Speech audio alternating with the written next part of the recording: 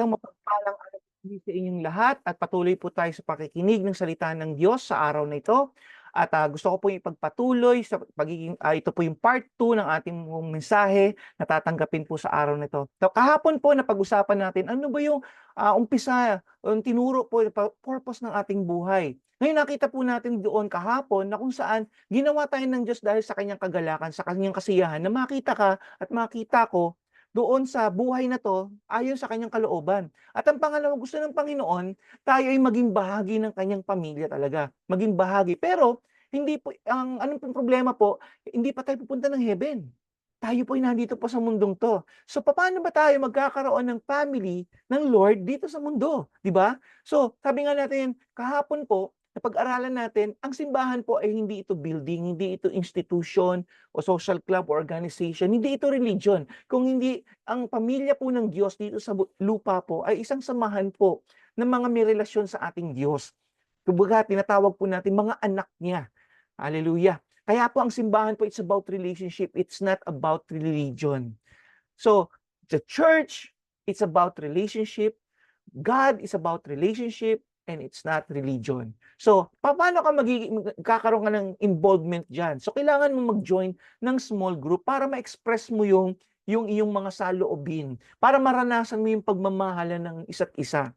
Kasi po sa isang tahanan po, 'di ba, meron mga minsan may awayan sa natural na tahanan, pero nando'n nagmamahalan. In times of difficulties, nando'n nagkakasundo-sundo, in times of problem, 'di ba? So, everything revolves sa loob sa isang natural na pamilya, gano'n din po sa isang spiritual family. Dalawang klase po kasi ang isang gathering po ng mga mananampalataya. Ang una po yung tinatawag nating small group at yung isa naman tinatawag nating big group. Ito po yung tinatawag natin local church, yung big group po, na kung saan iba-ibang lugar na pumupunta sa isang lugar po, marami na, tapos po sila ay nagsasamba sa ating Panginoon. Kaya po sabi ng 1 Peter 2:17, kailangan nating matutunan na respetuhin ang bawat isa, mahalin ang pamilya ng Panginoon. So kailangan magkaroon tayo ng adjustment because when you are in the Lord, sa family po niya, it is your choice. Wala kang magagawa. Kailangan mong piliin ang pamilya ng Panginoon.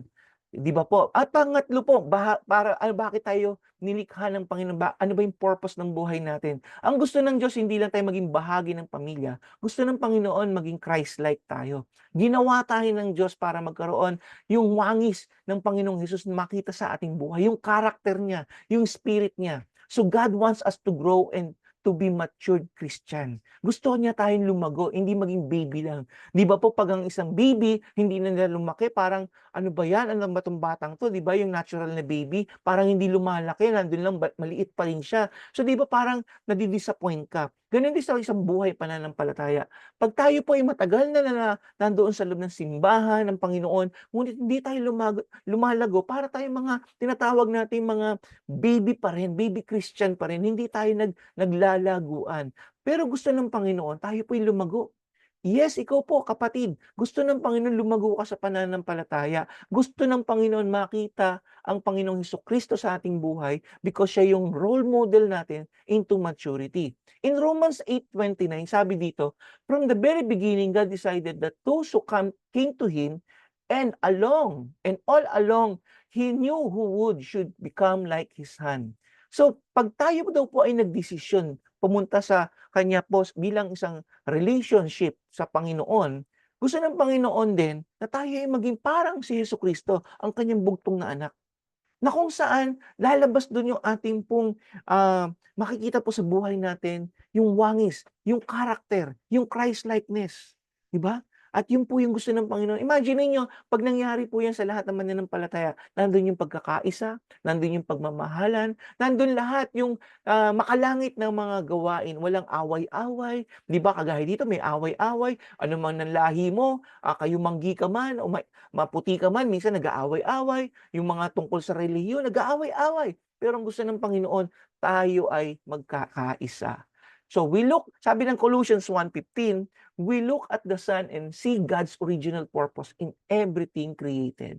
'Pag nakikita natin si Kristo, 'pag na kay Kristo tayo, makikita niyo magiging maayos ang lahat. Because ang creation ng Panginoon, sabi nga po ng Biblia, it is beautiful. Yan. So okay, not to become God, ang gusto ng Panginoon, to be Christ-like, but not to become a God. Ayaw ng Panginoon na para tayong Diyos-Diyosan o ayaw ng Panginoon tayo yung ginagawang Diyos. Gusto ng Panginoon tayo ay maging kawangis lamang, yung godly character. Isang mabait, isang holy, di ba? Hindi gumagawa ng mga masasamang bagay, bagkus ito po yung lahat ng kalooban lang ng Panginoon ang ginagawa po natin. Hallelujah. So God is far more interested of what you are than what you do. Hindi po siya interesado kung ano man yung mga nakuha natin plaque, mga appreciation, mga trophy. Ang gusto ng Panginoon, ikaw. Ang iyong worship, ikaw mismo, ang iyong buhay na nag-iisang yan. Yun ang gusto ng Panginoon. Bakit? Bakit gusto ng Panginoon? Sabi dito, because you are not taking your career in heaven. Hindi mo madadala yung mga trophy niya sa heaven. Hubot-hubad ka na dumating dito sa lupa. Ganun din yan. Pagdating mo sa heaven, ikaw ay bibihisan ng Diyos. Hubot-hubad ka pa rin. Pero bibihisan ka ng Diyos. Ano yun? Ng kanyang puting damit. Yung kabanalan ng Panginoon. Amen. Hallelujah. In Philippians 2:5, sabi dito, in our life, you must think and act like Jesus Christ. Dito sa bundong ito na ating ginagalawan, kailangan daw mag-isip tayo ng mga makalangit na bagay. Iwan natin yung mga karnal na pag-iisip, kung hindi mga makalangit lamang ang ating pong iisipin. At gawin po natin kung ano ang ginawa ng Panginoon Jesus, sapagkat siya po ang example po natin. Amen. Amen po ba kayo dyan? And 2 Corinthians 3:18, sabi dito, as the Spirit of the Lord works within us, we became more and more like Him. Napakaganda. Diba?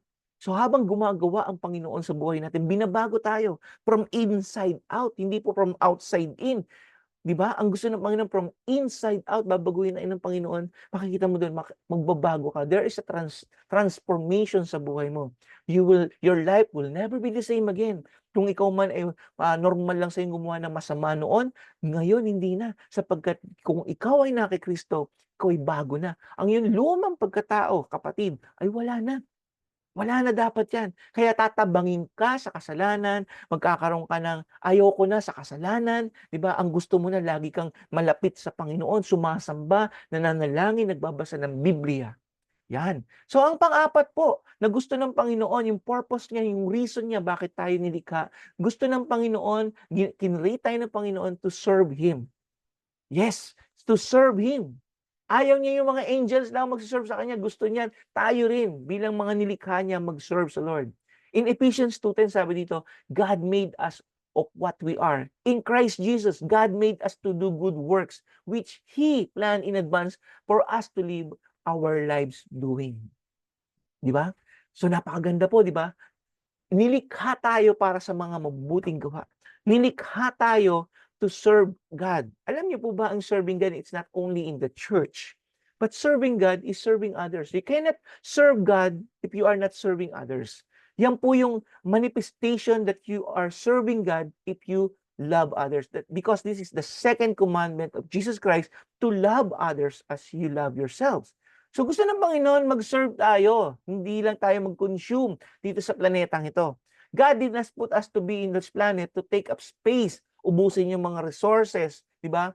And to die. No. Ang gusto ng Panginoon, He put us here to make the world a better place with unique contribution.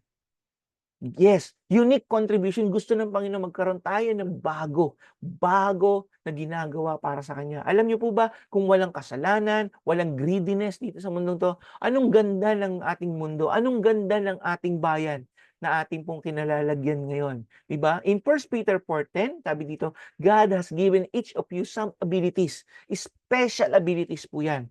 Be sure to use them to help each other, passing on to others God's many kinds of blessing.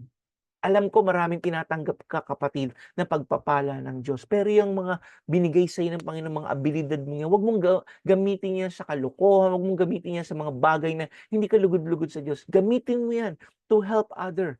Gamitin mo yan para sa ikauunlad din ng ibang tao. So imaginein mo, kung lahat tayo nagtutulungan sa isa't isa. Di ba, unang-una, walang mahirap. Pangalawa, walang mangangailangan. Pangatlo, lahat tayo pantay-pantay sa mata ng Diyos sapagkat tayo ay nagtutulungan. Nag-encourage sa isa't isa, hindi nagtatapakan, hindi nagkakaroon ng crab mentality, di ba? So ang problema ng mundong ito, tayo ay merong greediness. Ang mga tao po may greediness, naghihilahan pababa. Ayaw niya masasapawan siya, gusto niya mas angat siya sa iba. Yan. So marami po tayong pag-aaralan, may part 3 po ito at gusto kong stay tuned ka. Bukas po, panoorin mo yung part 3 sapagkat dito po natin tatapusin ang mensahe ng Panginoon kung bakit ka nilikha ng Panginoon. Ano yung purpose mo sa iyong buhay. Hallelujah. So tayo po yung manalangin. Salamat po sa inyong pakikinig at pagsubaybay. Purihin ka, Panginoon. Salamat sa inyong pagpapala. Salamat po, Panginoon, sa inyong binibigay sa amin sa araw-araw. At tunay nga, Lord God, salamat dahil na unti-unti pinapakita niyo po yung reason mo bakit kami nabuhay sa mundo, yung reason mo, Panginoon, ano yung purpose namin para sa mundong ito, Panginoon. At tunay nga, Lord, na salamat dahil kami po ay nagkakaroon na, Panginoon, ng purpose in life, Lord God. Kaya thank you so much for this in the name of Jesus Christ. Please share, like, and follow ito pong vlog po natin. Thank you and God bless you all.